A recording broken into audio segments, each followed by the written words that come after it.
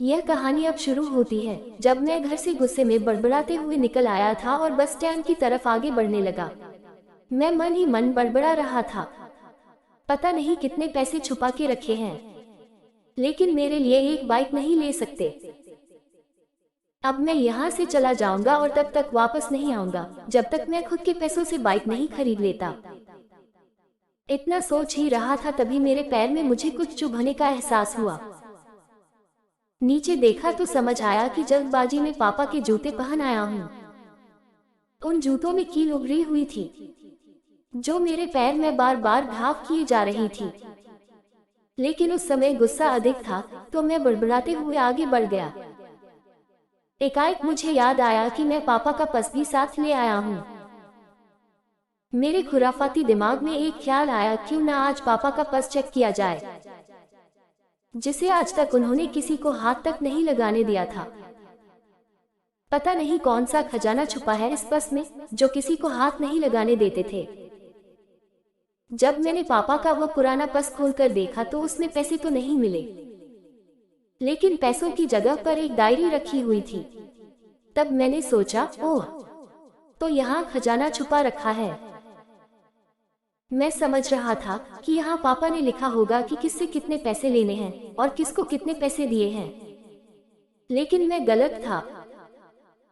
जब मैंने उस छोटी सी डायरी का पहला पेज खोलकर देखा तो वहां पर जो लिखा था वह थोड़ा सीरियस कर देने वाला था।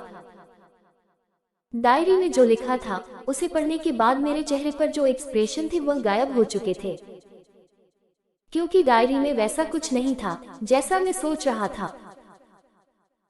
वहां पर उन पैसों का हिसाब लिखा हुआ था जो अलग अलग कामों के लिए अलग अलग लोगों से उधार लिए गए थे।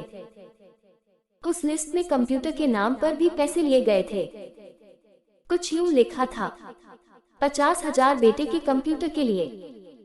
यह वही कंप्यूटर था जिसे मैं आज तक यूज कर रहा हूँ, लेकिन मुझे यह पता नहीं था उस कंप्यूटर को खरीदने के लिए पैसे कहाँ से आए थे। लेकिन आज पता चल रहा था। मुझे आज भी याद है जब मैंने पहली बार कैमरे के लिए जिद की थी, जो मेरे पापा ने मुझे 2 हफ्ते बाद मेरे बर्थडे पर ला कर दिया था, जिसे देखकर मैं बहुत खुश हुआ था। और मुझे खुश देखकर मुझसे कहीं ज्यादा अगर कोई खुश था तो वह थे पापा। अब मेरे चेहरे से गुस्सा एकदम गायब हो चुका था। जब मैंने आगे का पन्ना पलटा तो वहां पर कुछ विशेष इच्छाएं लिखी हुई थी। पहली जो विश थी उसमें जो लिखा हुआ था, अच्छे जूते पहनना। यह बात मेरी कुछ समझ नहीं आई। तभी मेरा पांव अचानक सड़क पर भरे हुए पानी पर जा पड़ा और तभी मेरे पांव में कुछ गीलीपन होने का एहसास हुआ। जब मैंने जूता उतार कर देखा तो उसका तला टूटा हुआ था। यह देखकर मुझे डायरी में लिखी बात याद आ गई। तभी मुझे माँ पापा की कही बातें भी याद आ रही थी कि कैसे माँ जब कहा करती थी पापा से, अब तो जूते पुराने हो गए, नए ले लीजिए, तो पापा अक्सर यह कहकर टाल दिया करते थे, जूते अभी और चलेंगे, अभी कुछ दिन पहले तो लिए थे। मुझे आज समझ आ रहा था कि कितने दिन और चलेंगे।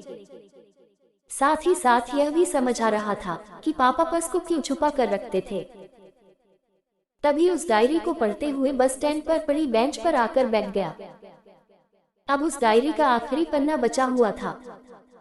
उस पन्ने को जब मैंने पलट कर देखा तो वहां कल की डेट लिखी हुई थी। तारीख के नीचे लिखा हुआ था 50,000 रुपए बाइक के लिए। बस इतना पड़ा और दिमाग सन रह गया। अब मेरे मन में कोई शिकवा गिला नहीं बचा था, बस मेरी आंखों से आंसू चले जा रहे थे। मुझे आज तक नहीं पता तब मैं क्यों रोए जा रहा था। अब मैं जल्दी से घर की तरफ भागा, लेकिन जूतों की वह कील पांव में अब तक घाव बनाने में कामयाब हो चुकी थी। मैंने जूतों को रास्ते में ही निकाल कर फेंक दिया और भागते लड़खड़ाते हुए घर जा पहुंचा, लेकिन पापा घर पर नहीं थे। मैं समझ गया वह कहाँ थे। मैं सीधा पास वाली बाइक एजेंसी की तरफ भागा। पता नहीं आज कहां से इतनी ताकत आ गई थी कि मैं भागते हुए थक नहीं रहा था, और वह भी बिना जूतों के नंगे पैर। जैसे तैसे मैं बाइक एजेंसी पर पहुंचा। पापा वही थे। मैंने पापा को दौड़कर गले लगा लिया और मेरी आंखों से आंसू रुकने का नाम ही नहीं ले रहे थे। पापा को समझ नहीं पा रहे थे। आखिर हो क्या रहा है, मैं क्यों रो रहा हूँ। मैंने पापा से कहा, पापा मुझे मोटरसाइकिल नहीं चाहिए, आप अपने लिए जूते ले लीजिए। अब आज से मैं जो भी करूँगा अपनी मेहनत से अपने बलबूते पर पढ़कर करूँगा। दोस्तों, वीडियो अच्छा लगे तो वीडियो को लाइक जरूर कर देना और ऐसे ही वीडियो देखने के लिए हमारे चैनल को सब्सक्राइब कर लेना, साथ ही बेल आइकॉन को ऑल कर देना ताकि हमारा जो भी वीडियो आए सबसे पहले आपके पास आए। और अपना प्यारा सा नाम कमेंट में जरूर लिखना और आप कहां से हो, अपने शहर या गांव का नाम भी लिखना, हमें भी पता होना चाहिए हमारी प्यारी ऑडियंस कहां से बिलोंग करती है।